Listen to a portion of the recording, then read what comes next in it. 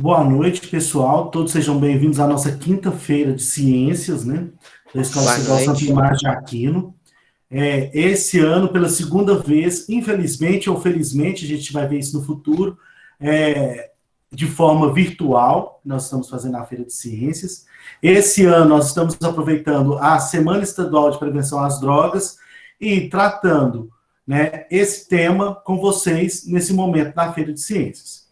Hoje nós temos o prazer de receber Dom José, né, o bispo de Divinópolis, que vai falar um pouco sobre a questão da espiritualidade como forma de prevenção às drogas. Né? Ontem nós até escutamos aqui, Dom José, que a espiritualidade talvez seja a melhor forma de prevenção para esse mundo das drogas.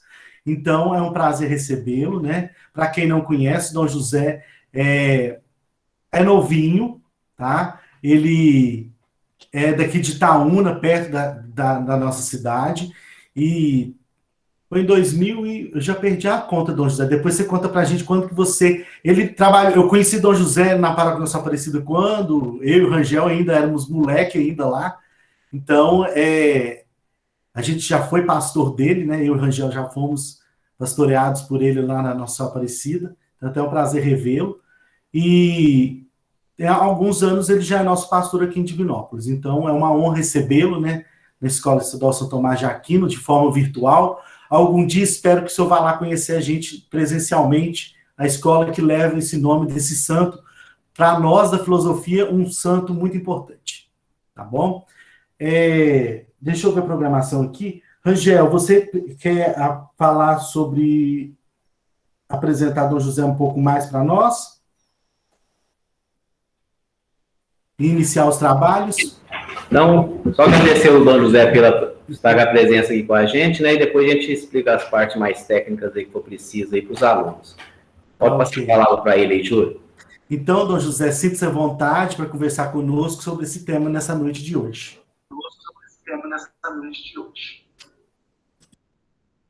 Boa noite a todos. Me escutam bem?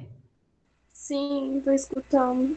Sim, Ótimo. perfeitamente. Ótimo, obrigado. Em primeiro lugar, quero agradecer pelo convite. É muito bom, eu gosto muito, e nós precisamos aprender sempre a participar de fóruns de conversa, de discussão, de partilha. A vida é isto. Ninguém tem o segredo da vida nas próprias mãos e nem nesta ou naquela ciência, neste ou naquele segmento. O ser humano é grande demais, é rico demais, é complexo demais para que alguém queira sozinho deter o mistério ou a explicação possível desse ser. Por isso é muito bom que a gente interaja na igreja, escola, ciências, academia, vários saberes, enfim, vários personagens sociais. Isso é fundamental. O nosso tempo é um tempo de muitos acirramentos, de cada um fincar o pé de um lado e achar que está com a verdade inteira, e a gente desaprendeu, ou pelo menos muitos desaprenderam a sentar à mesa, escutar, partilhar, perceber a riqueza do discurso do outro, perceber que há uma fração de verdade também no discurso do outro. Então, é muito bom que estejamos aqui. Muito bom mesmo. Para mim, é um lugar que eu gosto muito, que fez parte da minha vida, não só como estudante, mas também como professor.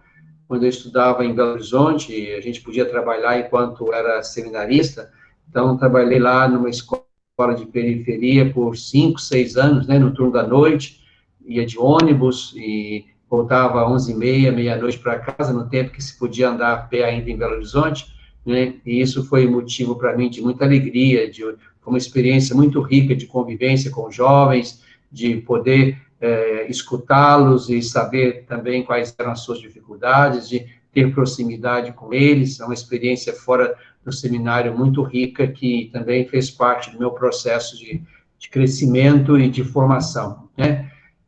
Primeiro, eu preciso dizer que o Júlio e o Rangel não eram tão novos assim quando eu era o vigário deles, o Bom Pastor, senão eu vou parecer que estou mais velho do que de fato sou, né?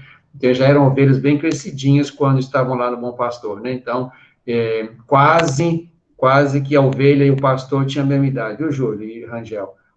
O pastor um pouquinho mais, mas é só para não ficar muito, muito feio para mim. Mas, de qualquer forma, é muito bom estar aqui. Bom, sinceramente, eu não sei exatamente quem são, do ponto de vista de carinhas, né? Aqui eu vejo muitas carinhas, mas não consigo identificar ainda muito, senão o Júlio e o Rangel, que nem apareceu ainda, porque está fechado aí o vídeo dele. Mas, de qualquer forma, eu imagino que alguns sejam professores, outros sejam alunos, não é assim, Júlio? Ou são todos professores, eu não sei. De Não, qualquer tem forma, vamos professores e partilhar um alunos. pouquinho a nossa experiência. Não, tem professores e alunos. Professores e alunos, ótimo, ótimo. Então, o que eu preparei não é nada excepcional, eu só pensei em algumas ideias para a gente poder partilhar um pouco o valor, a importância da espiritualidade num processo de restauro, porque eu acho que o ponto de partida é este. Quem está no mundo das drogas não está no lugar ideal.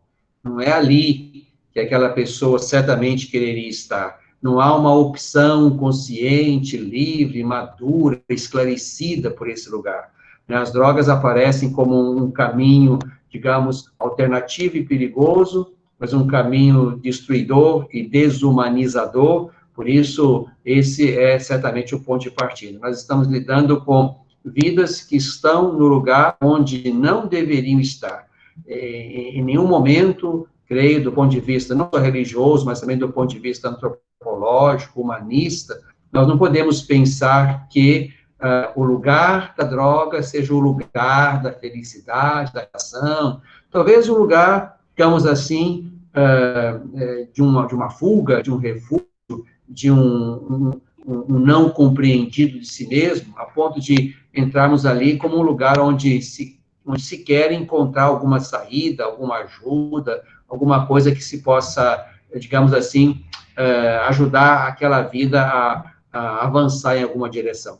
Mas o importante acho que é partir um pouco desse pressuposto. Quando lidamos com uma vida que foi tocada em algum momento pelas drogas, e infelizmente temos perdido isso ainda com idades bem tenras, nós estamos lidando com uma vida fragilizada, né? Acho que ninguém é forte porque entrou na droga, ninguém é sábio porque entrou na droga, ninguém é maduro porque entrou na droga, mas, ao contrário, a droga está na contramão de tudo, né?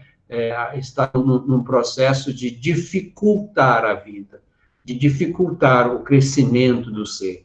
Então, para mim, esse é um ponto de partida importante. E aí, precisamos tentar respostas que venham da sociedade, das famílias, das religiões, da escola, para tentar enfrentar essa situação. Se ela fosse boa e bonita e idosa, né, não precisaríamos gastar esforços, encontros, discussões para tentar caminhos. Se nos debruçamos sobre essa realidade, é porque ela nos aflige, ela nos assola. Quer dizer, estar aí, nesse lugar, né, de usuário de droga, isso vai afetar a família, vai afetar a escola, vai afetar a religião, vai afetar a convivência, vai afetar a vida social. Então, estamos diante de um desafio grande, e um desafio grande que tem que ser enfrentado a muitas mãos ou a muitas cabeças. Por isso, confesso e repito, fico muito feliz de poder partilhar com vocês isso, porque também nós lidamos com jovens que vêm a nós com essa demanda, nós também temos, no meio de nossas famílias, né, pais e mães, né, que experiência religiosa bonita e marcante, mas que também estão vivendo esse drama, porque a droga não tem mais endereço definido ou prioritário. Já foi o tempo em que droga era gente rica que podia comprar. Hoje não, hoje a droga é um mal popularizado, democratizado, no sentido negativo desse movimento. Então, hoje estamos diante de uma situação, de uma calamidade pública que não tem mais lugares prioritários. Ela está desde os ambientes sofisticados da universidade ou das empresas, por exemplo, até nas periferias pobres das nossas cidades. Não há mais um lugar referencial, né, onde ela esteja de maneira exclusiva ou excludente. Mas, então, eu penso que pensar essa realidade a partir também da espiritualidade é tentar achar um caminho, né? Como eu falava no princípio, nós temos que juntar aqui as religiões, a psicologia, a escola, a família, os gestores públicos, né, que vão fomentar aí políticas públicas de combate à droga. Temos que juntar os atores para tentar salvar uma ou algumas vidas. Então, eu coloquei pelo menos aqui 6 pontos onde a gente pudesse ver, na ótica da espiritualidade, por que nós tínhamos que investir sobre essas atribuladas pela droga e que caminho poderíamos pensar a partir da espiritualidade, né? Então, nós temos o dever moral de intervir, não dá para cruzar os braços e fazer de conta que isso não é problema nosso, é problema de política pública, das famílias, não, é problema da sociedade. Nós estamos, né, enquanto nós somos formadores de consciência, vocês como educadores, nós como líderes religiosos ou os políticos, nós temos que juntar forças num combate a essa situação que é grave e cada vez mais ampla. Então, qual é o primeiro ponto que eu pensei para a gente encontrar também na vivência espiritual, elementos para a gente tentar levantar vidas e afrontar o problema da droga? Primeira coisa, a espiritualidade estabelece a sacralidade da vida. Eu queria contrapor sacralidade com banalidade, né? A espiritualidade, aqui, gente, não estou defendendo a minha bandeira, eu sou bispo, então eu sou católico, né? Essa é a minha vertente espiritual e religiosa, mas aqui eu não estou falando de um segmento, estou falando da espiritualidade como exercício de uma abertura à transcendência, de um reconhecimento da minha condição de criatura e de que há um Criador sobre mim, do meu, como vou falar em breve, do meu remetimento a uma experiência sobrenatural. Então, espiritualidade é isso. Eu não estou aqui falando de catolicismo e nem de cristianismo. Estou falando de uma abertura para a transcendência. E essa abertura para a transcendência me faz, em primeiro lugar, como ponto primordial, reconhecer a sacralidade da vida.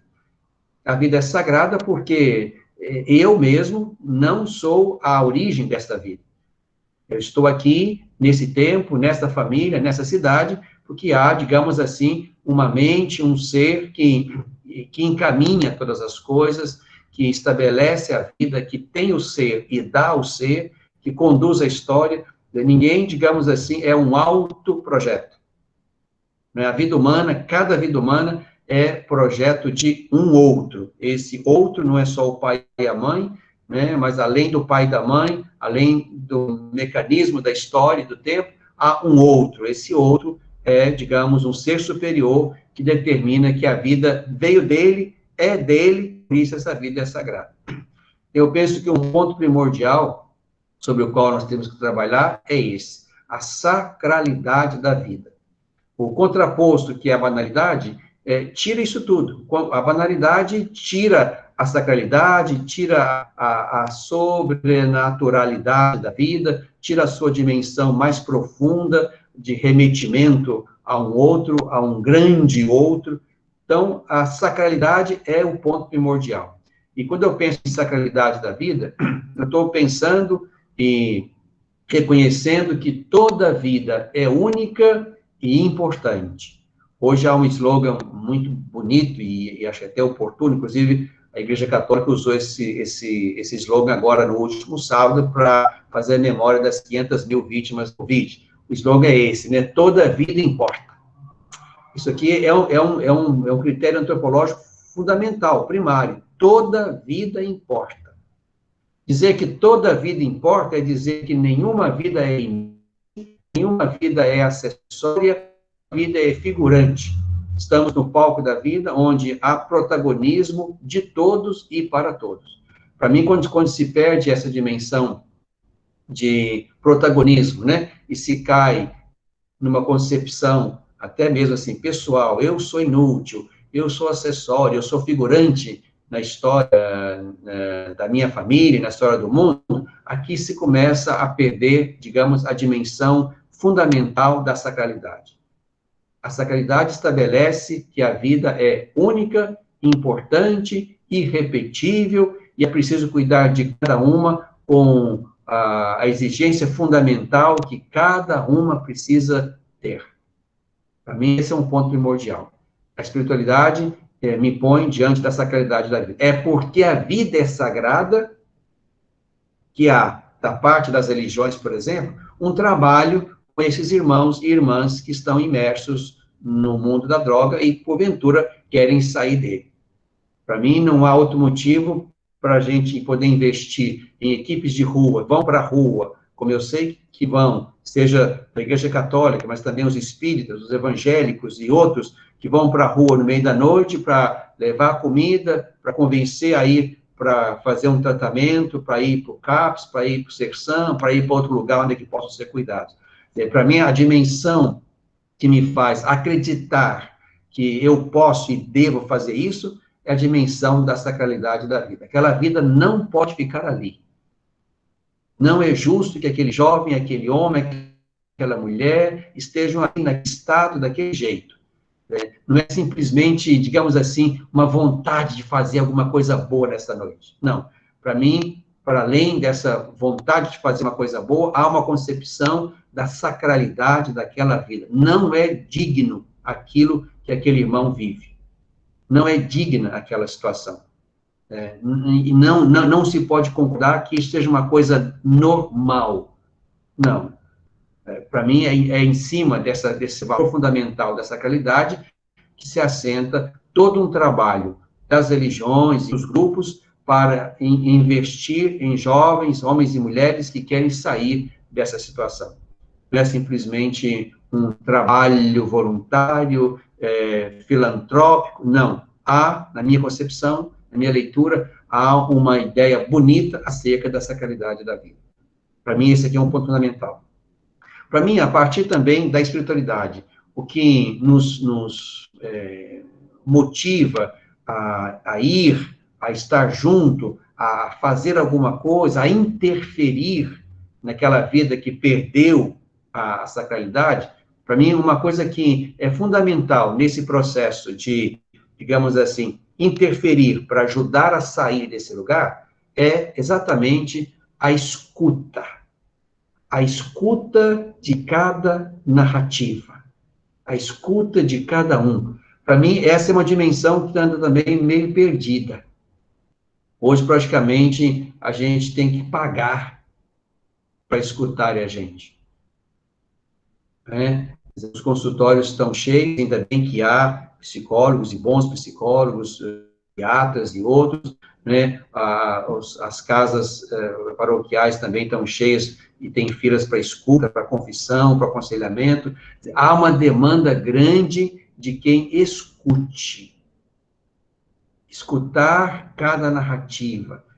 Na minha concepção, eu percebo que, nas minhas escutas, que muita gente chegou a esse lugar de destruição, de autodestruição, porque em algum momento antes faltou alguém para partilhar uma frustração, um trauma, uma perda, um abuso, uma coisa qualquer que lá atrás foi pesada e que aquele irmão não deu conta de administrar isso de maneira tranquila, a ponto de escapar por um caminho errado e por uma alternativa que certamente não era a melhor.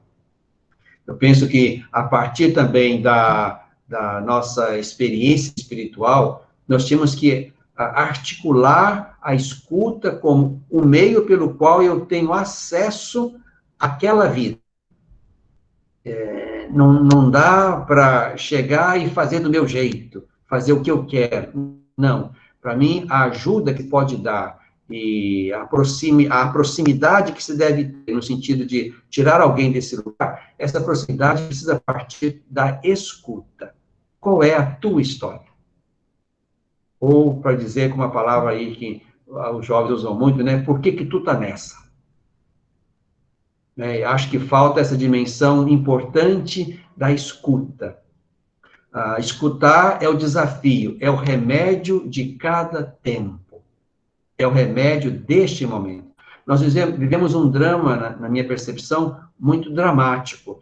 Nós vivemos conectados, todo mundo tem isso, e com isso a gente se comunica para lá e para cá, manda mensagem, troca mensagem, entramos na internet, saímos dela, etc.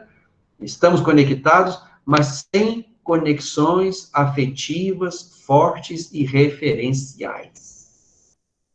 Sem conexões afetivas fortes e referenciais. Aí eu vou fazer consulta no Google acerca de alguma matéria que eu não sei, o que eu quero saber, eu vou consultar se há alguma postagem, algum vídeo na internet que fala disso ou fala daquilo. Ali não há humanidade, ali não há interação, ali não há interatividade, ali há pesquisa. Ali há pesquisa. E olha que nesse mundo aí eu vou achar quem me estimule a fazer isto e quem me estimula a não fazer isto. Haverá quem me puxe para os dois lados, né? Até porque ali não há quem escute a minha história, a minha narrativa. Ali há quem diga algo sem sequer me conhecer. Ali não é o lugar de partilha, ali é o lugar de pesquisa. Ali não é o lugar de escuta, ali é o lugar de cavar o que alguém falou disso ou daquilo, sem que eu me exponha, sem que eu diga quem sou, sem que eu conte a minha narrativa. Então, é uma contradição. Nós temos instrumentais eficazes e rápidos de conexão, como esse aqui, essa plataforma que nos aproxima, mas o fato de estarmos aqui não quer dizer que haja entre nós nenhum afeto. Eu não os conheço, não sei os seus nomes, eu não sei o que aparece aqui na telinha, eu não sei as suas vidas, eu não sei seus dramas. Quer dizer, nós precisamos partir a partir também da experiência espiritual, nós precisamos partir para a dinâmica da escuta. Se tem uma coisa que as religiões, os professores, né, ou quem quer que seja que queira ajudar, nós temos que fazer crescer as orelhas. Nós temos que fazer crescer as orelhas. Para mim, essa é a grande demanda da igreja também. Nós precisamos criar mecanismos de escuta.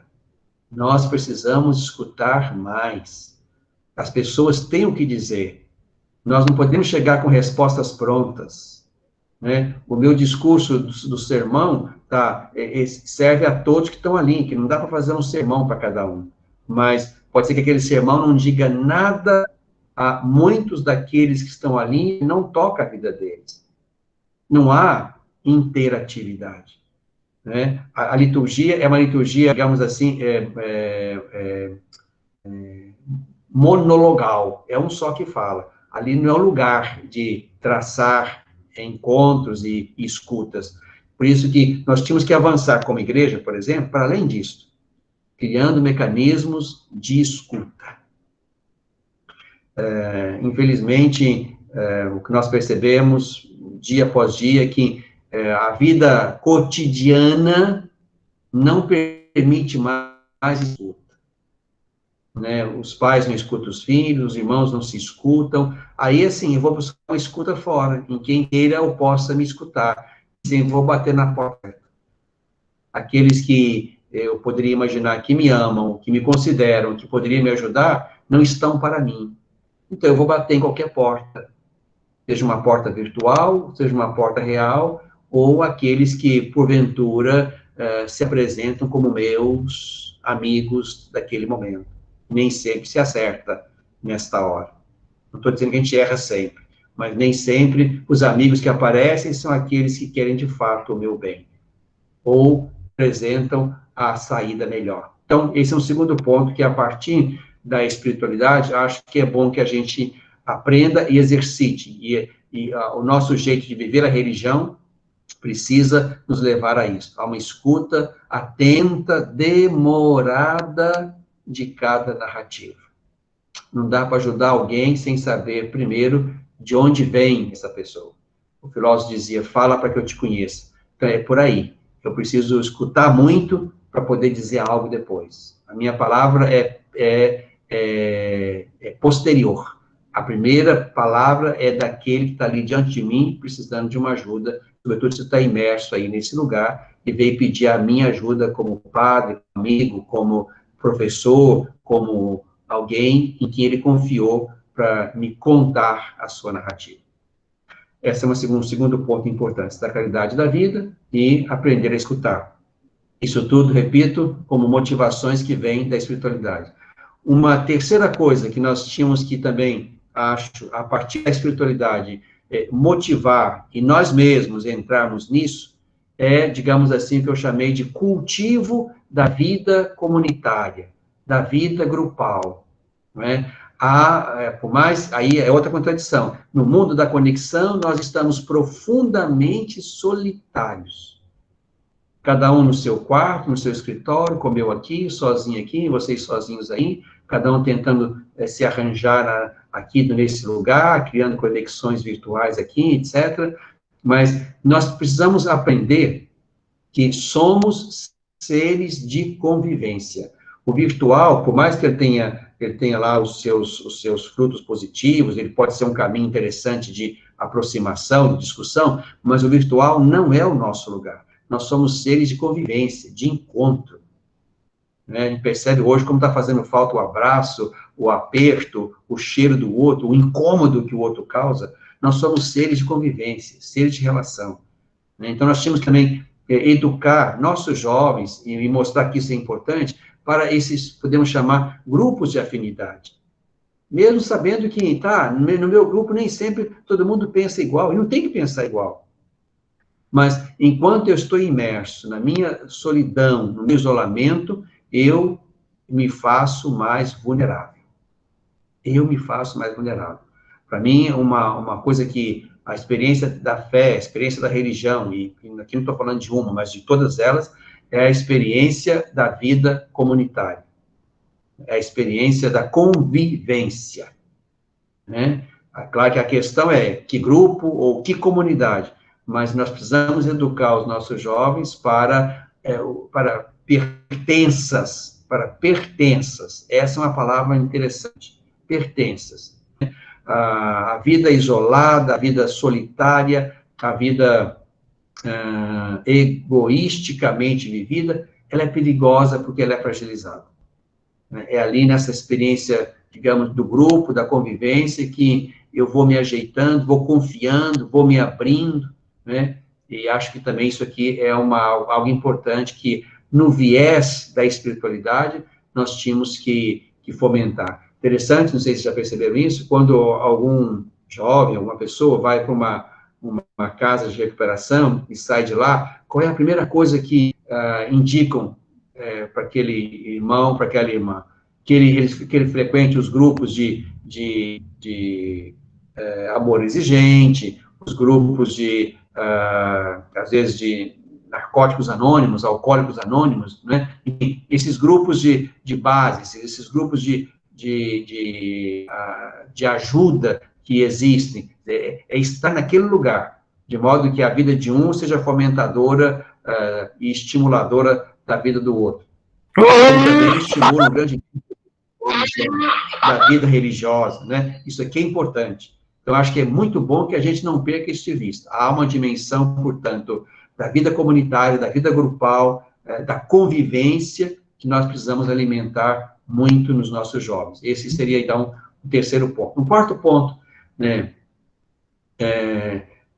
Eu não sou psicólogo, não é essa a minha formação, mas já ouvi boas formações nesse sentido, em que se diz que atrás do uso da droga está uma falta, está uma carência, está um vazio, está um buraco. A droga vem como resposta e tentativa de preencher esse buraco, esse vazio, essa carência. Então, esse escutar precisa chegar a esse ponto. O que está faltando? O que está faltando que está sendo preenchido com a droga? O que está faltando? É certo que talvez ninguém consiga preencher o que está faltando, mas eu tenho que, de uma maneira assim, tematizar essa carência, tematizar essa falta, esse buraco, esse vazio, até para mostrar que é em cima desse vazio que eu tenho que construir a minha história. Eu posso não ter tido pais na infância, ou pais que foram muito relapsos no seu papel, mas se eu estou aqui vivo, depois de 10, de 20, de 30 anos, eu preciso reorganizar e reelaborar, ressignificar a minha vida a partir dos pais limitados que eu tive na infância. Mas, então, assim, o que está faltando a ponto de a opção, ou o caminho, ou a decisão pelas drogas ser uma situação mesmo que inconscientemente de preenchimento? E o que está faltando é um lugar, é um discurso, é uma palavra que eu vou cavar e construir na escuta. Depois, ainda o quinto ponto, né, assim, do ponto de vista ainda espiritual, por que, digamos assim, a gente pode incutir numa mente, numa história que está, digamos, tocada pela droga, recuperando o item 1, que seria a sacralidade da vida.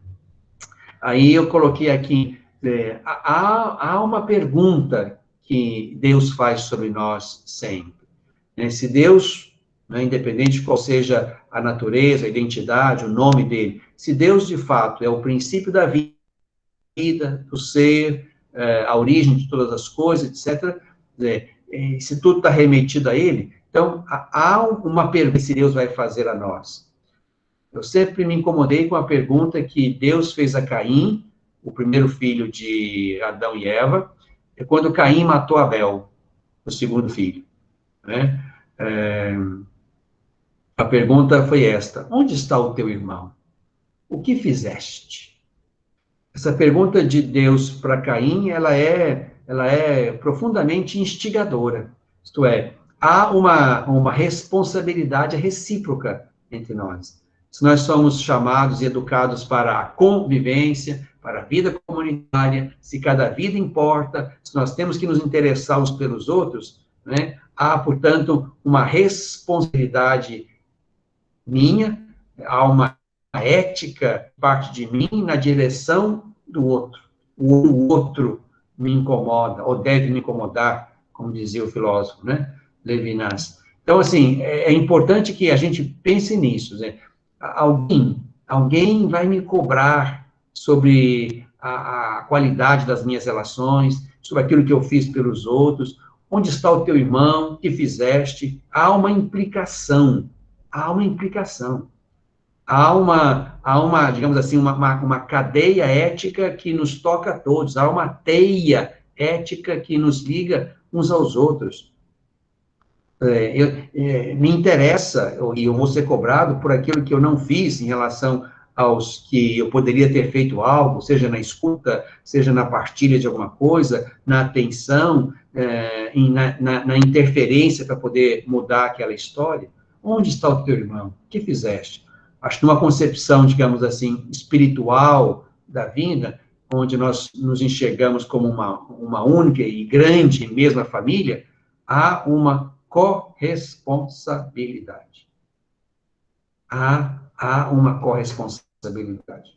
Isso seria, digamos assim, um quinto motivo para a gente entender que, a partir de uma espiritualidade, se deve pensar, sim, um compromisso ético de uns com os outros, e me interessa a desgraça na qual o outro irmão está imerso, né? Eu não posso ir apaticamente como se isso não me interessasse. O sexto ponto e último, né, eu falo aqui nesse ponto sobre a importância do remetimento a Deus, né? Não sei se já tiveram a experiência de frequentar ou de conhecer alguma casa de recuperação, né, de auro, né, seja de identidade religiosa ou não, mas como que nessas casas há uma preocupação muito grande com a espiritualidade. Ali há um momento de reza, há um momento em que aquele irmão, aquela irmã, independente do seu credo, vai rezar, vai remeter a um ser superior, né? Na nossa concepção, isso é muitíssimo importante. Eu considero que a recuperação, a libertação de alguém desse lugar da droga, essa recuperação, essa libertação é, antes de tudo, um processo espiritual. E quando eu falo um processo espiritual, é um processo espiritual que envolve autoestima, que envolve mudança interior, até um olhar positivo sobre si mesmo, né? Eu preciso me valorizar, me cuidar, eu sou de Deus, eu pertenço a Deus, Deus que me fez, eu sou dele, enfim, há uma mudança interior, há um cultivo de amor por si e pelos outros, a ideia do comprometimento, da corresponsabilidade social, né? há, portanto, um remetimento à transcendência como um meio de vencer aquela situação que me desumaniza. Um processo verdadeiro de humanização é um processo de encontro com Deus, onde a partir de Deus, a partir do alto, eu percebo que a minha vida é muito importante, eu não posso brincar com ela, não posso brincar com a vida do outro, eu só tenho uma vida, e por mais que eu tenha uma trajetória difícil, complicada e cheia de carências e buracos, né, eu posso articular isso tudo em vista de dar conta de mim, não faltam exemplos disso. A falência não é a única opção, né? A autodestruição não é a única opção, né? Eu penso e ensino isso bastante, né? Que a libertação de um processo de drogas é um processo eminentemente espiritual. Quando eu digo espiritual, é mencionando isso tudo. Se não houver um processo espiritual que estimule a autoestima, a mudança interior, o cultivo de amor por si, pelos outros, uma abertura à transcendência, uma humanização como alguma coisa que é a minha vocação nesse mundo, para mim não se consegue fazer mudança. Por mais que temos que associar aí remédios, terapias, acompanhamentos, é preciso colocar aqui um ingrediente espiritual como um ingrediente importante, onde as pessoas, independente da idade, vão, a partir da certeza de que há um ser superior que me fez, me conduz, me reivindica, é nessa experiência aí que eu vou dar conta de sair do meu lugar ruim, negativo e avançar. Então, só para sintetizar em alguns verbos, eu acho que eu sempre gosto disso, né? Eu penso que no nosso caminho, digamos assim, de cuidado espiritual, né, quem está aí nessa experiência complexa, que ela é complexa, da droga, nós precisamos nos exercitar em alguns verbos. Primeiro é o verbo acolher.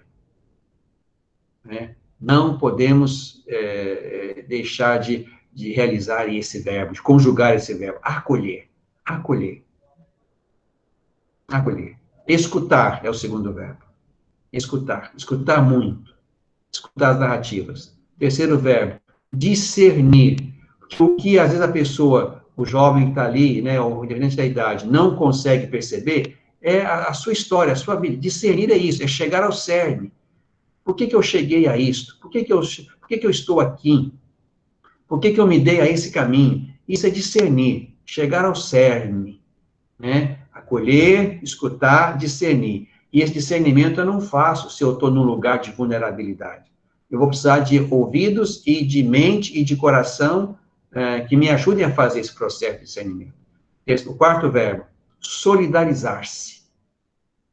Solidarizar-se significa criar vínculos, em primeiro lugar, quer dizer, eu aceitar que essa pessoa a quem eu fui buscar para me ajudar, o padre, o professor, o líder, ou quem quer que seja, né, é permitir criar vínculos, né, não será uma escuta só, serão muitas escutas, e depois, nessa mesma do solidarizar-se, aceitar receber ajuda, que aqui também é um bloqueio que impede tudo.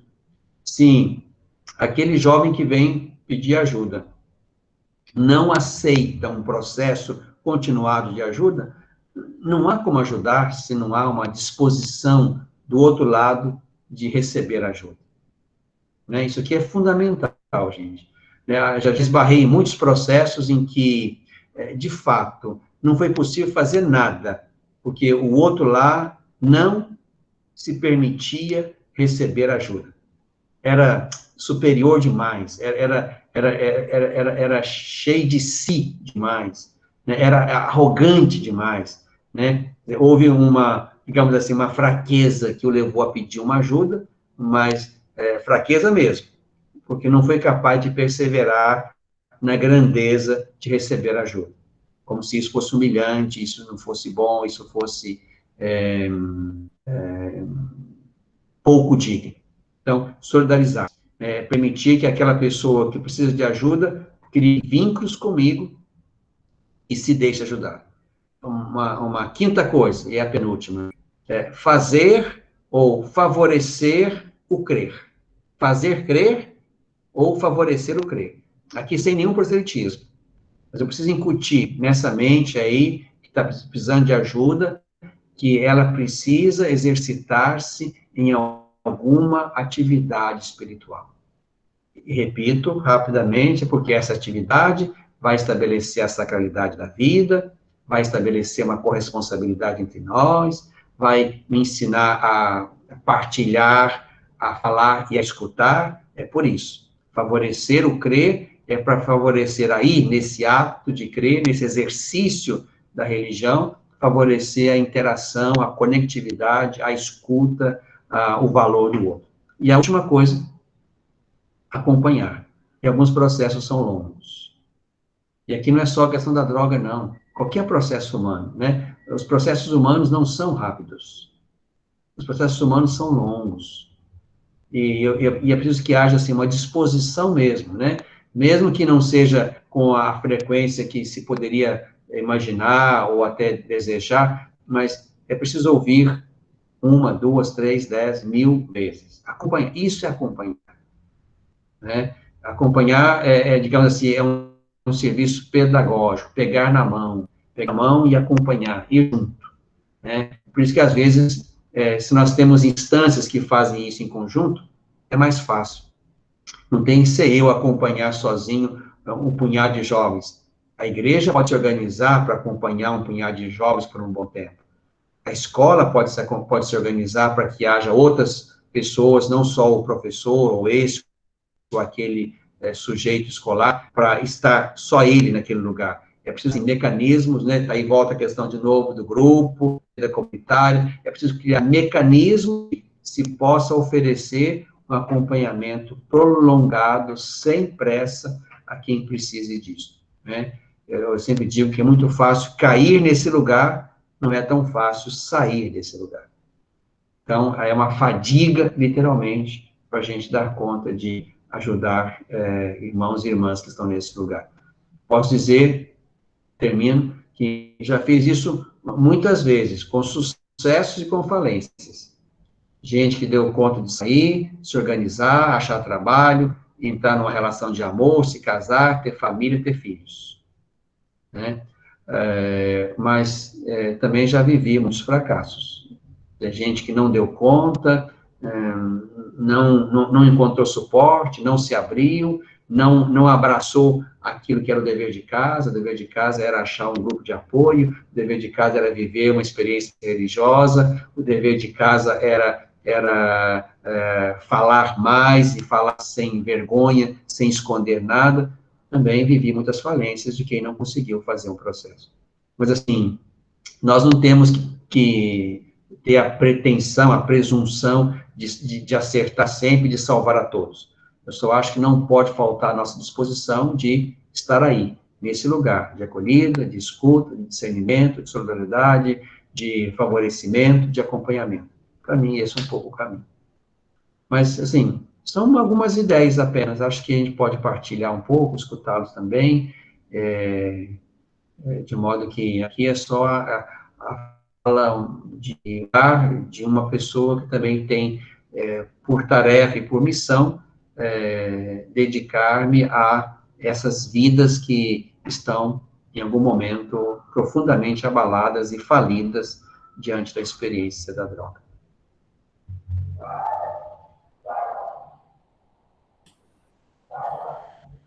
Muito bom ouvir você, Dom José. Antes de passarmos para a partilha,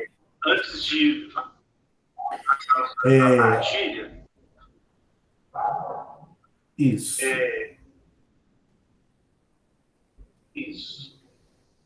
Não, é porque eu acho isso. Agora deu certo. Tá dando eco. Eu acho isso. Agora deu certo. Tá dando eco.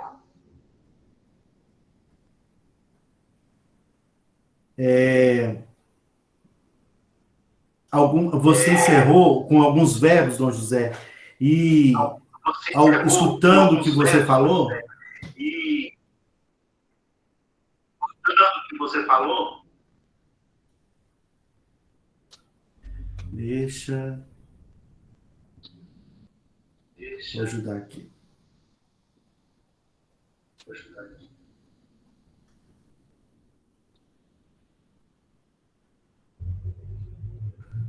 E com eco é ruim, né?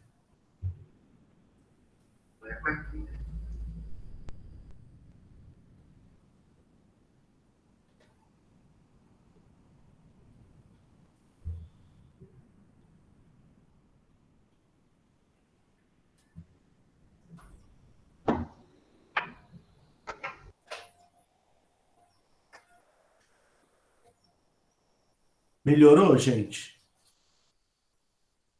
Isso, melhorou agora. Melhorou. Isso. Melhorou. Aí eu quero voltar a alguns verbos, Dom José, que você falou, e que eu acho que a escola agrega isso, né? E depois, por favor, o senhor pode até também voltar neles. Eu acho, a Graciele está aqui, a Jane está aqui, os professores estão aqui, a Jane e a Graciele são as diretoras, tem as nossas supervisoras, que fazem um serviço muito de escuta. E a gente percebeu, depois que a gente entrou na direção da escola, que isso era uma coisa que faltava muito aos nossos estudantes. Esse momento de escutá-los. O que você está passando que precisa escutar. Quantas vezes eu já vi Graciele, Jane, Lília, a Jussara, mas Eunice, a Marcia não. A Eunice, um pouquinho com ela, que são os supervisores, sair da escola com a cabeça cheia de tanto escutar. Né? Porque elas estavam ali escutando nossos alunos. Porque não tinha mais ninguém para escutá-los. Né? Quantas vezes na sala dos professores nós já comentamos esses momentos de escuta que a gente tem com nossos alunos que passam por esses momentos e que talvez aquele pequeno momento de escuta que salvou ele naquele dia. Né? A escuta, né? E outra coisa que encerra muito na nossa missão ali do dia a dia da escola é o acompanhar, né? Até você falou que tem hora que a gente fala 1 milhão de vezes, realmente, tem hora que a gente fala 1 milhão de vezes com nossos alunos, a mesma coisa, parece ser chato, mas isso é acompanhar, é falar, é lembrar, né? Quando a gente lembra de falar de novo, a gente está acompanhando. Se a gente não lembrasse, se a gente não acompanhasse, a gente não falava, né? É esse o problema da escola antiga que a gente tem que se afastar. É o problema se você deixa do lado de fora. Né? Talvez a gente tenha que ensinar os nossos alunos a dividir o horário deles. Mas a vida é complexa, né? Então a gente precisa de acompanhar, a gente precisa de escutar. Então são duas coisas que eu acho que, para mim, ficou marcante na fala do senhor, porque são coisas que a gente vivencia muito na escola. Né? Só para encerrar esse momento, né? Uma das últimas vezes que eu tive reunião que nós podíamos falar, né, o ano passado com os candidatos a prefeitos, eu falei que uma das coisas que eu sentia falta nas nossas escolas eram pessoas profissionais de escuta, ou pessoas que pudessem escutar mais, que faz falta isso no nosso dia a dia de escola, escutar mais, né? Porque nossos alunos hoje, a gente percebe isso, né?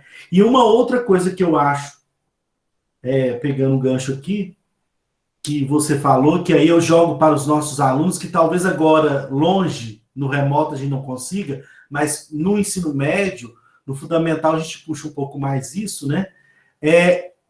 Cada um, né, solidarizar-se com o outro. O problema do outro é meu problema também.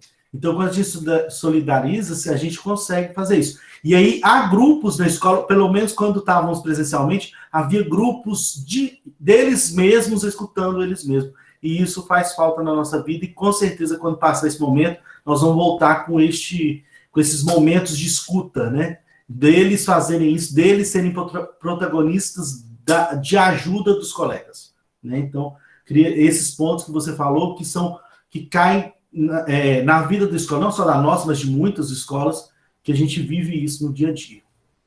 Rangel, você viu alguma pergunta que fizeram para Dom José? E não. Alguém quer fazer alguma Júlio, pergunta só para para Dom José? reagir um pouquinho. Alguém quer fazer alguma pergunta para o Dom José?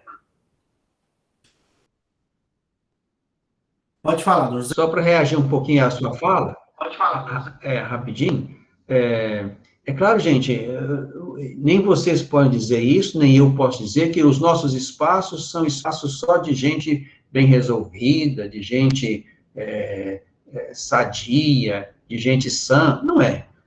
A igreja não é, a escola não é, a família não é. Agora, é de se esperar que, se nós precisamos exercitar os nossos jovens, sobretudo, né, na dinâmica da convivência, da vida, eu chamei vida comunitária, vida grupal, cultivo da vida comunitária, vida grupal, bom, é de se esperar que, dentro do ambiente escolar, ou dentro do ambiente da igreja, ou lá do time de futebol, onde há uma convivência maior, escutas maiores, é de se esperar que ali seja possível construir esses pequenos grupos de amizade, de apoio, de convivência, com mais segurança.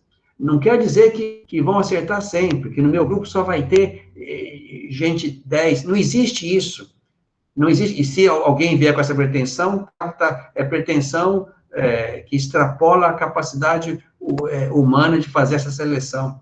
Agora, se nós não fomentamos na escola, na igreja e em outros lugares, esses grupos de encontro, de partilha, de convivência, né, isso vai ser feito em outros lugares onde os vínculos são menores, são mais frágeis e mais perigosos. Né? Digamos que a gente vai errar menos se nós conseguirmos fomentar nos nossos grupos, onde eles se encontram mais, essas pequenas formas comunitárias de convivência, de partilha, de amizade, de convivência, portanto. Algumas pessoas levantaram a mão. Quem levantou a mão? Algumas pessoas levantaram a mão. Helder, pode falar. Fui eu que levantei. Laura. Pode falar? Laura. Eu pesquisei muito sobre espiritualidade e drogas. E vi muito que eles falam muito sobre espíritos.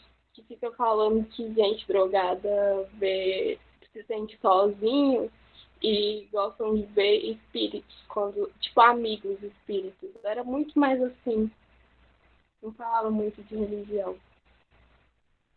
Mas é verdade mesmo que eles ficam vendo espírito para ter amigos?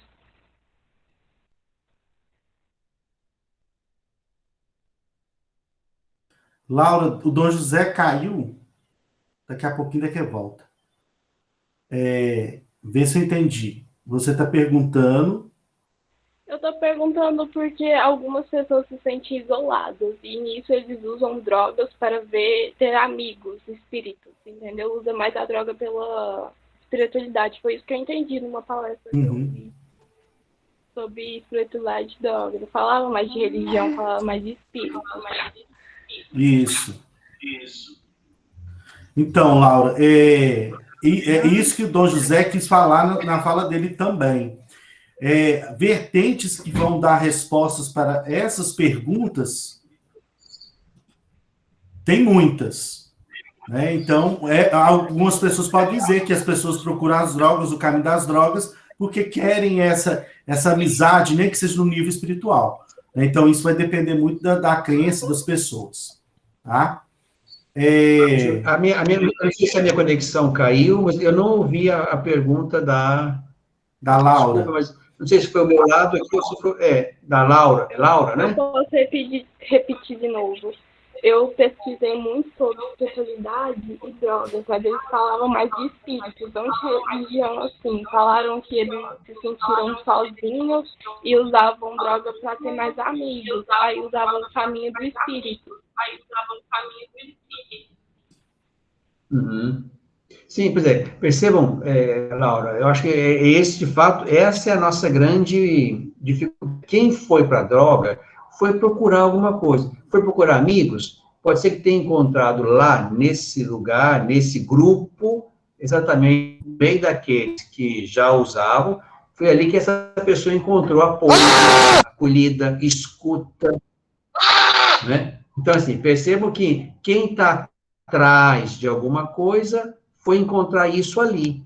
Né? Há sempre necessidade disso. Eu preciso de ajuda, eu quero, e fui buscar isso ali, onde me encontrei também com outros que já conheciam, faziam uso dela, e me trouxeram também para esse mundo. Você falava até de religiões que talvez utilizem-se de alguma forma de entorpecente, vamos dizer assim, né? Vou citar uma porque isso é posto, isso é real. Santo Daime, por exemplo, né? A experiência de um chá narcótico que leva também a uma experiência ali de alucinação, de encontro com o mundo interior, etc. Mas, assim, é claro, não trata de induzir ir para lá, porque não é aquela droga lá que estão procurando, né? Digamos que ali é um caminho religioso, institucional, onde se usa isso como uma liturgia. Mas ali não é o lugar de ir para se drogar, para ficar fora de si, etc. Mas aqui eu estou pensando muito mais na experiência de droga, que é aquela que humilha, que estraga, que não leva a lugar nenhum, que faz perder a saúde, faz perder a dignidade, faz perder a capacidade de pensar, né? Então, eu penso que quem está lá, como você pensou bem, falou bem, quem foi e chegou nesse lugar foi em busca de alguma coisa. A questão é se ali era o lugar onde estava o alguma coisa que aquela pessoa precisava. Entendi, obrigada por me explicar. Obrigado pela participação, Laura. Helder, pode falar também. Pode falar também. Boa noite a todos. Eu sou o professor Helder de Química. Boa noite. José. Muito boas as palavras, concordo com tudo que você disse. Da minha parte, que é de Química, eu vejo que essa procura, né, pelas drogas, pelos prazeres, ou amizade, alguma coisa nesse sentido, é muito problemático devido aos fatores, né, que podem acarretar tanto prejuízos à saúde, né, a questão espiritual, como você mesmo disse, que é um problema muito sério, né, vai desgastar a questão do cérebro de modo geral, da saúde de modo geral, né, e vai limitar a vida, limitar as ações, a princípio, no início pode trazer alguma felicidade, mas depois é só problema, né? E como você mesmo disse, depois que começou a usar, e o problema é muito mais difícil sair, né? É preciso que se cuide antes, para não cair nessa e depois não conseguir sair, porque não é fácil. Haja vista coisas simples, como café mesmo, a pessoa que bebe um café, ela dificilmente consegue controlar seu café, né? Imagina uma pessoa que usa uma droga mais pesada, como a gente vê o crack, por exemplo, que complica tantas pessoas, né? A pessoa com a mão toda machucada, não sabe o que faz para se nutrir com aquela coisa horrível, né, que é a droga. A gente respeita quem usa, não está para julgar ninguém por usar, mas, quimicamente falando, prejuízos terríveis. Era só isso, senhor. E muito obrigado pelas palavras. Uhum. O nome do professor é? Helder. O nome? Helder. Acho que uma coisa importante no que você falou, acho que nós temos que distinguir sempre, as pessoas às vezes se perdem um pouco nisso aí, você falou bem, diferenciar alívio de solução. Às vezes, muitos jovens estão na droga para buscar alívio. Alívio não é solução. Se eu estou com a cabeça quente, briguei com meu pai, com a minha mãe, com a minha namorada, estou de mal vida, perdi meu emprego, eu vou lá para buscar um alívio, não estou aguentando mais essa situação, essa pressão, então eu vou buscar alívio. Isso é uma coisa. E a droga pode servir para isso, para alívio, mas isso não é a solução. A solução é enfrentar o problema, é enfrentar a falência, é enfrentar o desemprego, é enfrentar o amor rompido, é enfrentar os pais com as suas dificuldades. Quer dizer, se a gente não diferencia bem as coisas, eu vou sempre atrás do alívio de cada dia, como se isso fosse a solução. O fato de eu usar a droga todo dia não resolve o meu problema com o meu emprego, com o meu pai, com a minha mãe, com a minha namorada, com a minha esposa. Eu vou entrar em off para sofrer menos, mas eu não estou encontrando solução. E, para nós, o alívio é mais fácil que a solução. E se eu for nesse caminho aqui, de buscar um alívio permanente, duradouro, certamente não vou achar uma solução duradoura e definitiva, porque cada vez mais que eu vou buscando alívio, que vai me narcotizando, menos capacidade eu vou ter para enfrentar um caminho de solução. Né? Para mim, há muito essa confusão mesmo, né? A droga como alívio. Alívio não é a solução. É como eu tomar um remédio que tira a dor, não resolve o problema. Eu tiro a dor de estômago, mas não tiro o câncer que está lá. Ou eu trato o câncer, enfrento o câncer, para tirar com o câncer a dor inteira, eu vou tomar sempre o omeprazol, né, para tirar a dor de estômago e sem mexer no bolo de câncer que está ali dentro. É enfrentar a solução e não nos assentar no alívio.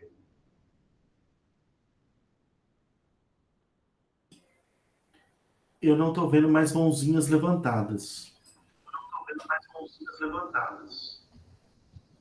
Wellington. Boa noite, Dom José. Eu sou o Wellington Madeira, professor. Eu gostaria de perguntar o seguinte. No caso da dependência química enquanto doença, a espiritualidade, ela pode ser um caminho na cura? Ou somente um suporte?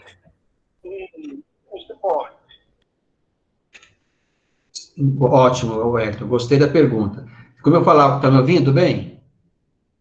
Sim, estou. Está me ouvindo? Ok. Como eu falei lá no princípio, nenhuma ciência sozinha, nenhuma atividade humana sozinha dá conta da complexidade do ser humano. Nenhuma. Seria pretensão que a psicologia fizesse isso sozinha, que a medicina e os remédios fizessem isso sozinho, que a atividade religiosa fizesse isso como milagre. Não. Nós temos que conjugar ações. Nós temos que conjugar atividades.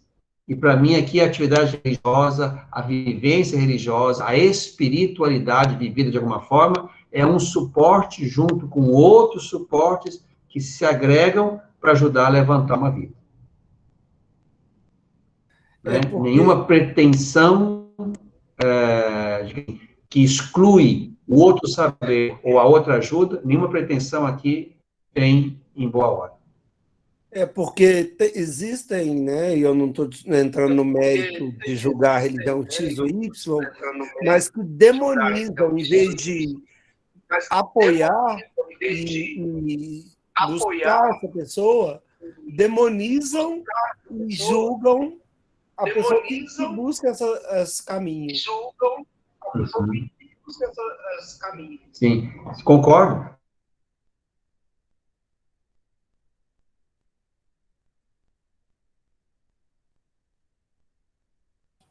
Hoje, com esse tempo meio coisa, a internet mesmo está instável mesmo, acho que para todo mundo.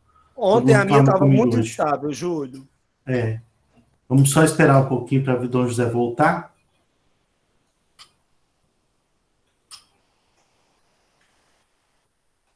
Que aí a gente está levantando a mão a Andréia, o Paulo e a Yasmin. Aí a gente encerra com esses três, assim que ele voltar. Eu queria só informar que tem uma pessoa atrapalhando. Tem um menino gritando aí. Fica abrindo o microfone, sem barulho. E gritando. Ele já saiu. Então tá. Eu sei que ele fez isso duas vezes, né? Dom José voltou. Voltou? Pois é, eu não sei. Voltou. Eu não sei. Dom José, eu estou falando com o pessoal, a internet hoje está muito estável. Isso aí na cidade inteira. Ah, tá. Pode ficar tranquilo. Hoje de manhã estava na outra live, estava bem boa. Mas então, Wellington, quem demoniza acha que pode fazer sozinho. Porque demônio é coisa de religião, e a religião é que tem que fazer isso. Não. Primeiro, assim, eu acho que para cuidar de alguém, eu preciso ter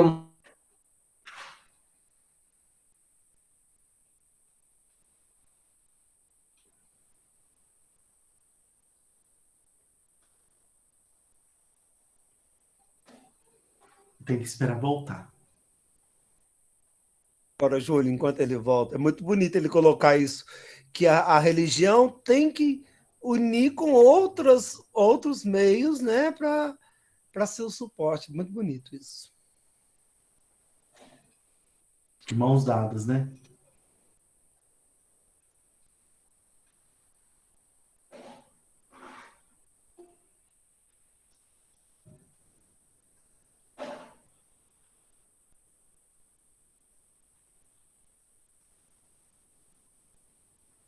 Já estamos encerrando.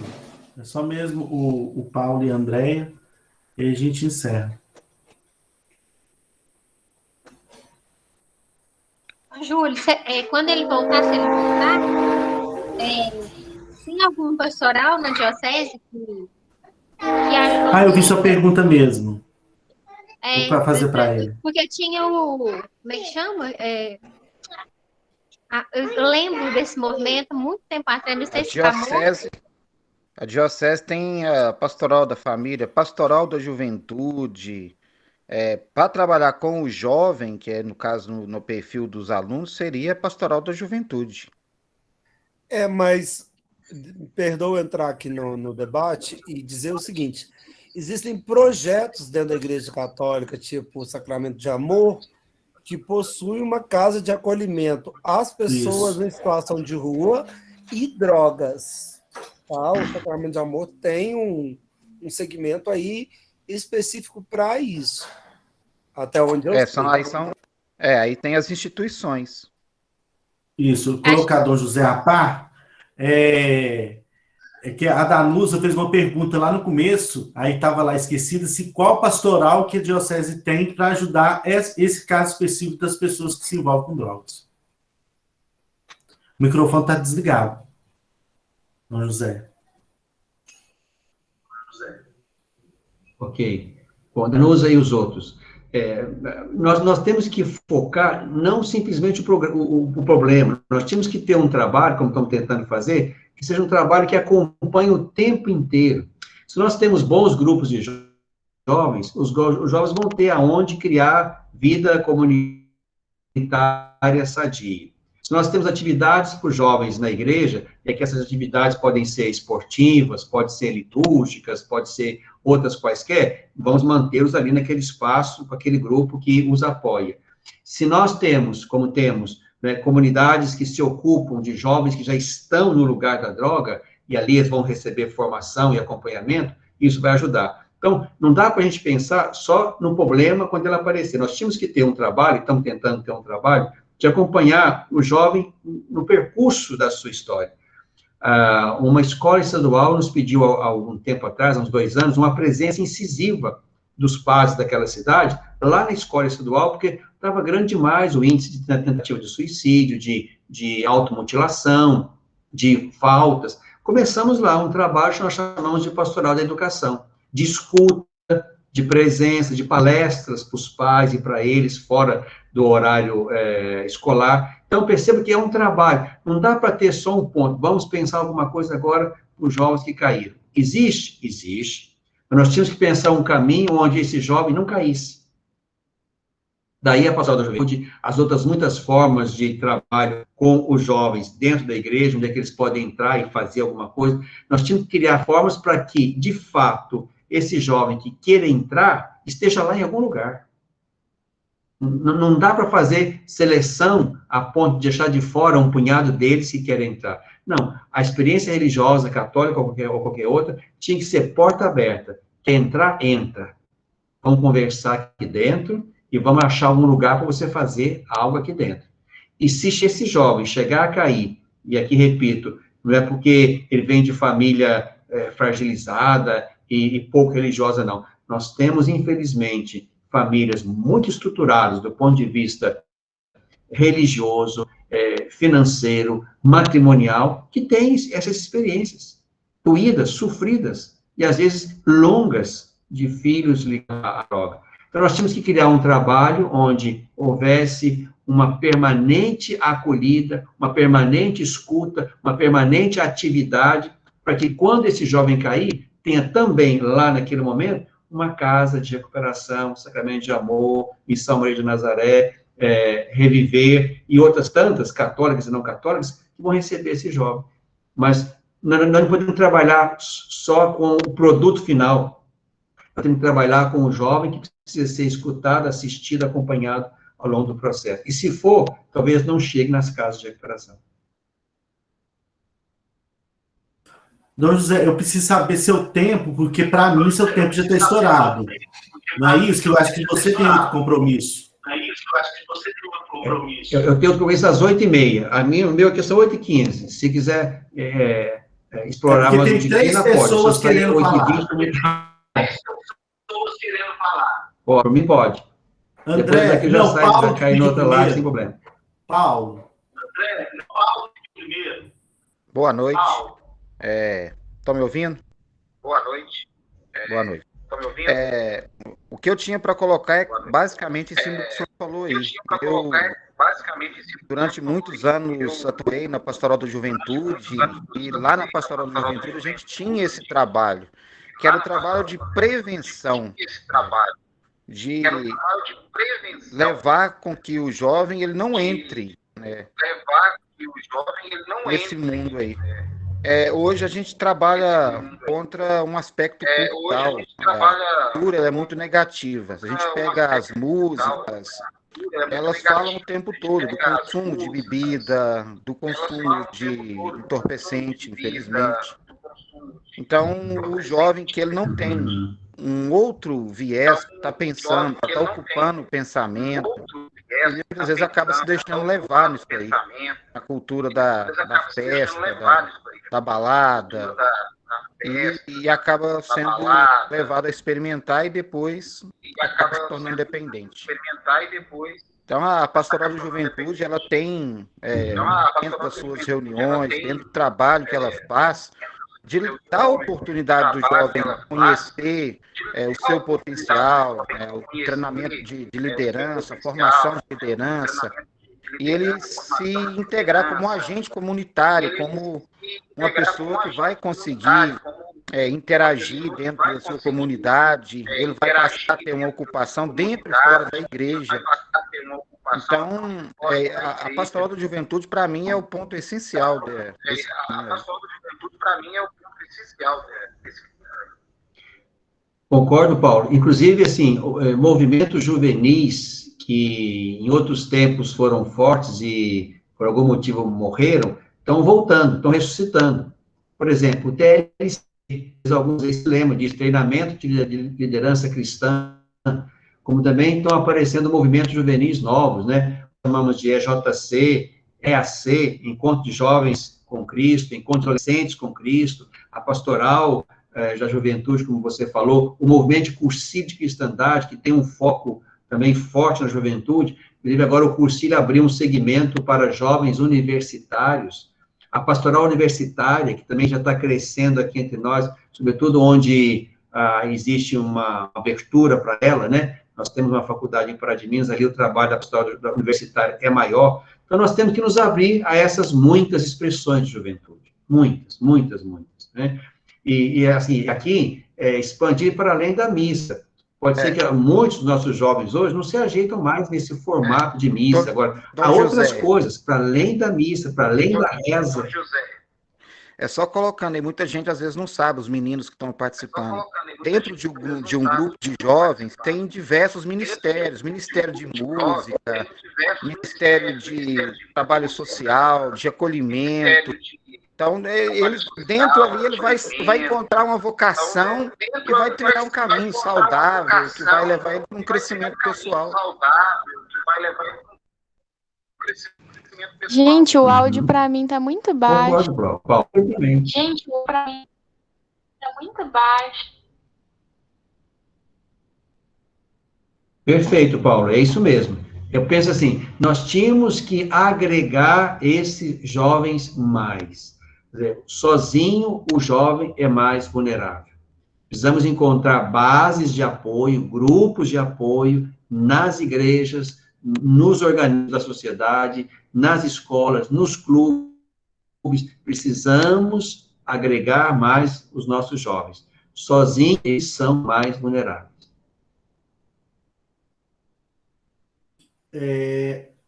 Andréia.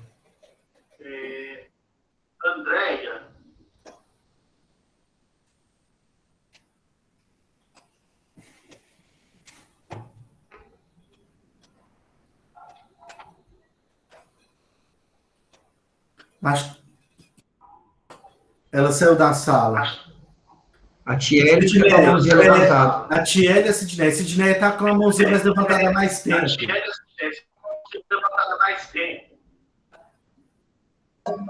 Boa noite. Vocês estão me ouvindo? Estamos. Eu quero fazer uma pergunta representando a aluna Jennifer Thaís Cruz. Ela fez a pergunta aqui no chat. Ela perguntou o seguinte, Bispo Dom José. Muitos jovens tentam suprir necessidades psicológicas em uso de entorpecentes. Como a igreja tem encarado essa realidade e o que ela tem feito para evitar e recuperar esses jovens? Essa é a primeira pergunta dela é uma pergunta. Sim. É uma pergunta muito ampla, que já nos põe diante de um problema grande, né? A fala dela, quando ela fala que o jovem está indo buscar entorpecente alguma coisa, para mim, volta a minha questão inicial. Precisamos escutar para saber o que está faltando naquele jovem. Uma coisa que eu acho que a igreja faz, até porque é a tarefa nossa, é a tarefa da escuta. Seja na confissão, na direção espiritual. Eu quero falar com o padre, então tem lá o horário, vai lá, marca, e fala com o padre, fala comigo, enfim. Para mim, esse é o ponto número 1. O ponto número 1 é escutar. Para mim, não tem como ajudar para eu encaminhar. Eu conheço um grupo bom de jovens, você quer ir para lá? Eu conheço uma comunidade que cuida de jovens, você quer ir para lá? Eu conheço uma casa de recuperação, você quer ir para lá? Não tem como, entre aspas, trabalhar previamente. O previamente é criar formas para que os jovens estejam na igreja. Número 1. Número 2, escutá-los muito e escutá-los sempre.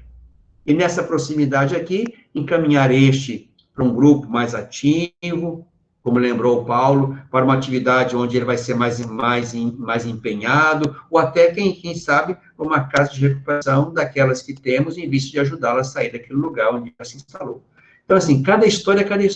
Nós não temos como fazer grandes projetos, grandes programas, né? O programa é acolher, escutar, ajudar cada um naquilo que cada um aceita de ajuda e dá conta de perseverar nela. Entre aspas, não há políticas da igreja para evitar. O que nós estamos tentando fazer é receber, escutar e ajudar. A segunda pergunta, ela pergunta como trabalhar mais a espiritualidade durante esse período de isolamento e pandemia. Para nós tem sido um desafio, nós descobrimos muitas coisas novas que a gente não fazia antes. Bom, plataforma digital, isso já está no mercado há quantos anos? Só agora a gente aprendeu a usar e perceber que ou usamos ou não nos encontramos. Então, o que nós temos percebido é que, nesse tempo, foram aparecendo muitas criatividades, né? Seja os encontros aqui que se podem fazer nesse formato, pequenas produções de vídeo, áudio, de uma fala, de uma palestra, de uma oração, de um texto bíblico, de uma canção, que se vai passando de um para o outro. Então, esse lugar da rede social, que às vezes ele pode ser tremendamente negativo e perverso, ele também pode ser um lugar onde é que chega ao outro a consolação de uma palavra, de uma música, de um texto. Para mim, esse tempo de pandemia é o tempo em que a gente se exercitou na invenção. Antes era microfone e fala, uns diante dos outros. Agora não, eu posso gravar um pequeno áudio, um pequeno vídeo, uma fala, uma poesia, um canto, e espalhar isso para quem eu acho que pode ser útil aquela minha pequena produção. A pandemia nos tem ensinado que tem muitas formas de a gente estar presente. E era preciso ser criativo nisso, continuar criativo nisso. É muita coisa boa que a gente recebe, porque alguém se ocupou de sentar diante de um computador, capturar uma música, ler um texto por cima daquela música e jogar isso adiante. A pandemia tem mostrado que a gente tem que ser criativo, e quando é criativo, conseguimos fazer chegar coisa boa aos outros. Temos uns 5 minutinhos ainda.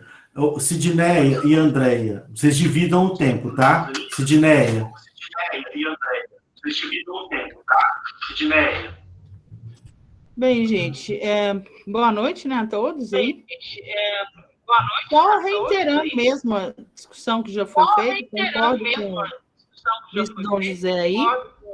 Eu fui fruto de pastoral da juventude, assim como o Paulo, muitos de nós, né, que estamos hoje na sala de aula como professores, e hoje eu sinto uma carência disso. Moro numa comunidade de periferia e eu não vejo essa mobilização por parte da juventude. Muito pelo contrário, né, os nossos jovens aqui estão perdendo para a criminalidade, para as drogas, sem ter muito o que fazer, né? Eu acho que a gente precisa, de alguma forma, resgatar esses grupos, Dom José. Não sei em que pé que está andando a pastoral da juventude, que eu estou meio afastada, mas a gente precisaria de estar resgatando, principalmente nessas comunidades mais afastadas, sabe? Onde a comunidade ainda não se firmou, a construção da igreja ainda está nos seus primórdios, né? Para que possa congregar, juntar esses jovens a restaurar, restabelecer esses grupos, porque é muito bom. Nossa, eu me lembro que na paróquia de São João, a gente fazia trabalhos assim, fantásticos na minha época de pastoral, né? Junto com o Padre Emanuel, depois veio o Padre Almir. Então, assim, precisa de ser feito alguma coisa, né? Então, é mais nesse sentido mesmo, de contar para os meninos, né, que existe essa possibilidade, existe essa saída, que de repente uma forma é de eles estarem buscando se inserir nas suas comunidades, além da missa, de repente pode funcionar. E talvez, Sidney, tem que ser para além da missa mesmo, porque a missa não é uma atividade tão interativa, né? Então, acho que nós temos que avançar para outras formas de agregação, de proximidade, de encontro, né? E outra coisa, de fato, quando eu falo assim, na nossa época, a sua, a minha também, claro, havia poucas expressões de cuidado de jovens. Tudo estava, às vezes, aglutinado ao redor desse lugar da pastoral da juventude. Hoje existem muitos grupos que também são de jovens, mas que não são da pastoral da juventude, mas são de jovens, como eu lembrei alguns, que estão, assim, se ramificando, o que é muito bom, que a pastoral da juventude não dá conta mais, na sua estrutura, no seu esquema, de atender a demanda do jovem de hoje. No nosso tempo, a gente não tinha celular, a gente praticamente não tinha muita opção para sair de casa. Você tinha que sair de casa para jogar bola no campo, para ir na igreja, ou para ir no grupo de jovens. Então, hoje, há 1000 opções, e se elas não forem inteligentes e atrativas, o grupo de jovens pode levar lá o Padre Zezinho, que não vai repercutir em atração, não. Mas, assim, eu acho bom que há essas outras expressões de organização juvenil, que desde a adolescência até a universidade, estão a juntar jovens para falar a cada um segundo o seu tempo, a sua linguagem, as suas demandas.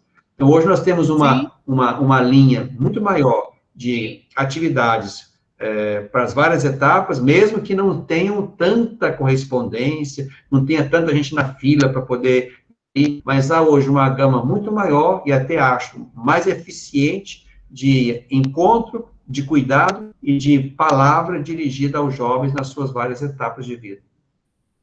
Sim. Mas é claro, assim, na periferia, como eu falava, nós temos hoje também graves problemas na periferia, estruturas, depois de segurança, né, depois de lideranças. Então, assim, há várias coisas que vão se agregando, né? As comunidades antes eram mais densas, eram mais próximas, hoje a capilaridade da igreja cresce grandemente, Às vezes tem um conjunto habitacional, logo vai se fazer uma capela, tem mais do que um lugarzinho para o povo se encontrar para rezar, e aí ali tem que acontecer tudo. Então, até que se criem estruturas, vai levar um tempo também. A gente não vai dar conta mesmo de atender as demandas todas em todo o tempo. Não vai sim. Muito obrigado, viu, gente? Andréia, você... A minha fala é a respeito, principalmente, da importância, né, gostaria que reforçasse, da família, essa família contemporânea, aí no meio de tantas coisas novas, na construção dessa espiritualidade. Nós sabemos que a família, ela é a igreja doméstica. Como que isso, né, tem esse impacto na vida dessa meninada aí? Andréia, de fato, o seu discurso é certíssimo. A família é essa célula primordial a partir da qual se criam valores, se cria a abertura para Deus, cria a experiência religiosa. Esse é o ponto de partida alguma. E percebemos isso em muitas e boas famílias.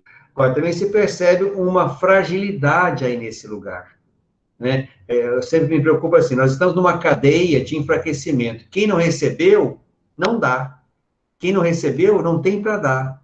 Quer dizer, os filhos, as gerações que foram, às vezes, criadas com pais que também não se ligaram muito à igreja, não tiveram uma experiência religiosa bonita e marcante, também não souberam passar isso para os filhos. Esse filho que não recebeu, não vai saber passar isso para o seu filho. Então, estamos, às vezes, numa cadeia, assim, que nos é preocupante, porque quem não recebeu, não dá.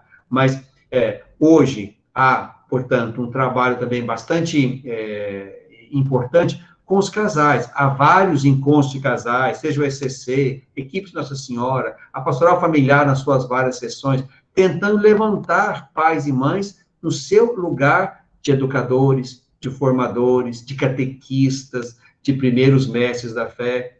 Sem dúvida alguma, se nós tivéssemos famílias solidificadas na experiência religiosa, acho que seria menos impactante os males que nós hoje enxergamos na juventude. Porque se essas famílias tivessem, digamos assim, uma formação espiritual sólida, imagino que as relações conjugais e matrimoniais seriam mais seguras, mais definidas, o lugar da oração ali dentro seria marcante e presente, o cuidado, a escuta, a partilha, seriam coisas que seriam mais comuns.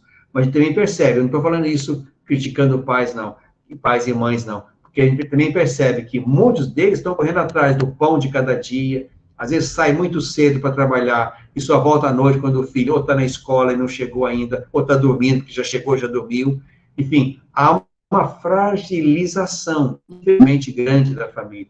Nós tínhamos também que pensar isso grandemente. Por isso, se nós somamos família, escola, igreja, sem ninguém querer passar a bola para frente, mas cada um tomando o seu lugar, participando das atividades interativas entre esses três pilares, para mim, esse é o caminho. Esse é o caminho. Não dá mais para esperar que a família faça sozinha, que a escola faça sozinha, que a religião faça sozinha. Nós temos que ajuntar esforços, participações, interatividade, porque às vezes o que a família não conta, às vezes a igreja e a escola poderiam suprir em alguma medida. Mas a gente percebe uma fragilização que, infelizmente, põe muitas famílias em situação de grande e grave dificuldade. Mas você está certíssima, é por aí. Se nós temos famílias consistentes do ponto de vista de vocação, de fé, de maturidade de convivência, estamos formando gerações futuras mais sadias também. Mas é um trabalho homérico, que a gente não pode deixar de fazer. E sempre digo, né, isso eu falo muito para jovens, o seu pai e a sua mãe podem, por algum motivo, e eles têm motivo, eles podem não terem dado conta da vida deles. Mas não significa que você tem que chegar à falência por causa disso. São vidas distintas.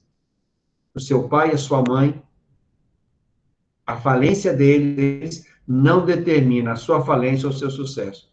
Quer dizer, estar na vida, construir a história da vida, é uma decisão profundamente pessoal. Eu quero isso. Eu vou buscar isso. Nós conhecemos histórias de jovens que vêm de famílias falidas e eles estão ótimos na vida. E o contrário também. Jovens que vêm de famílias muito bem estruturadas e que faliram esses jovens. Então, aqui, se eu não tomo para mim as rédeas da minha vida, eu quero fazer de mim um ser humano que, de fato, seja capaz de si, se eu não pego essa rédea, a minha família bem-sucedida não vai me transferir isso por tabela. É preciso uma autoestima grande. Eu dou conta, mesmo que venha de um lugar social de grande vulnerabilidade. É um exercício de confiança. Autoconfiança. Rangel. Só agradecer ao Dom José Carlos. Pela instrução, pela colaboração, pela orientação, principalmente pela amizade com todos nós.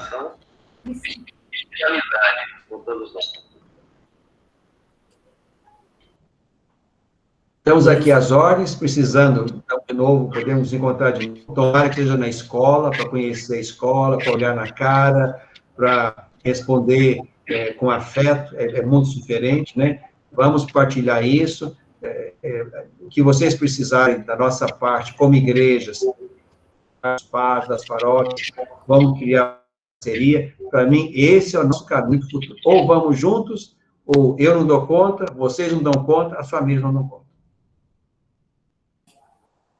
Dom José, então, em nome da escola, né, Estadual São Tomás de Aquino, nós agradecemos sua presença na nossa Feira de Ciências, com esse momento ímpar de poder partilhar um pouco, né? 1 hora passou assim, foi muito agradável, nós agradecemos e esperamos você na escola. Promete ir quando passar a pandemia. Muito obrigado.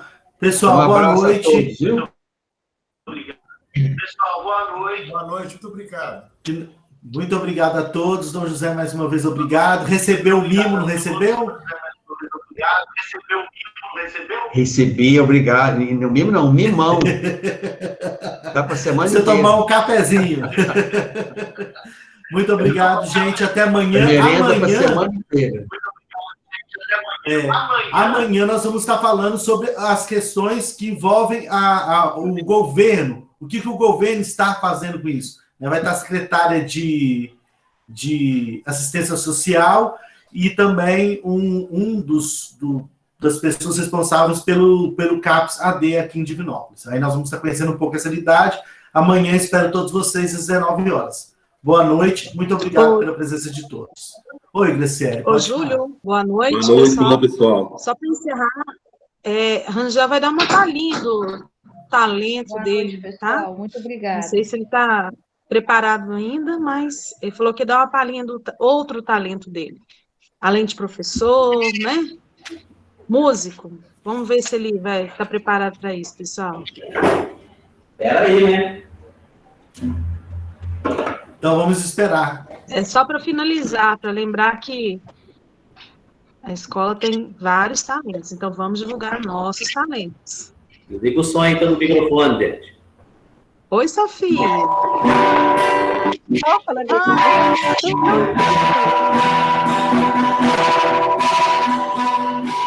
Vivemos esperando que seremos melhores. Dias do Pai, dias da Mãe, dias que não deixaremos para trás.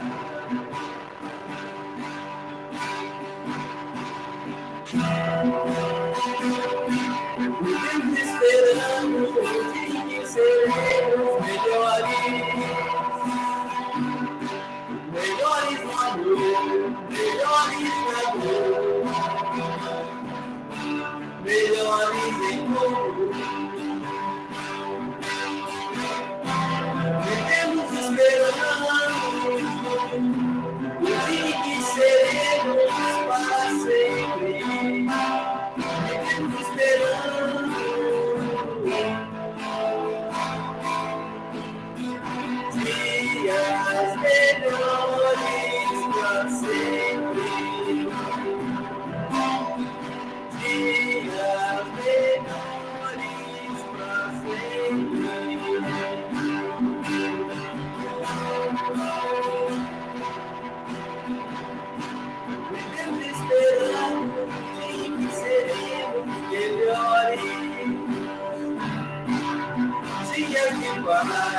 se amarrar, dias que não deixaremos para trás. Vivemos esperando o dia que seremos para sempre. Vivemos esperando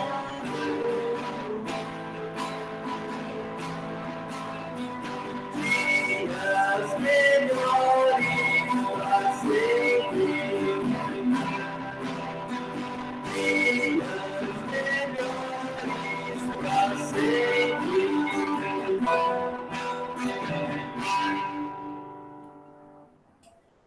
Isso, Rangel, tem que mostrar para todo mundo que sabe tocar guitarra. Tem muito tempo que você não toca lá na escola. Depois que a gente voltar, você tem que tocar pra gente, tá bom? Gente, então boa noite. Obrigado, Rangel. Obrigado pelo pessoal das turmas que o Rangel foi responsável, tá? Participação. Até amanhã, até a próxima. Tchau, pessoal. Muito obrigada, Helder, Rangel, que organizaram. Tchau, boa noite. Boa noite, pessoal. Parabéns. Pessoal, parabéns, Rangel. Foi Obrigado, Helder. Adorei o bebezinho. Boa noite, gente. Parabéns, galera. Valeu. Boa noite a todos. Com Deus. Com Deus. Tchau, gente. Falou.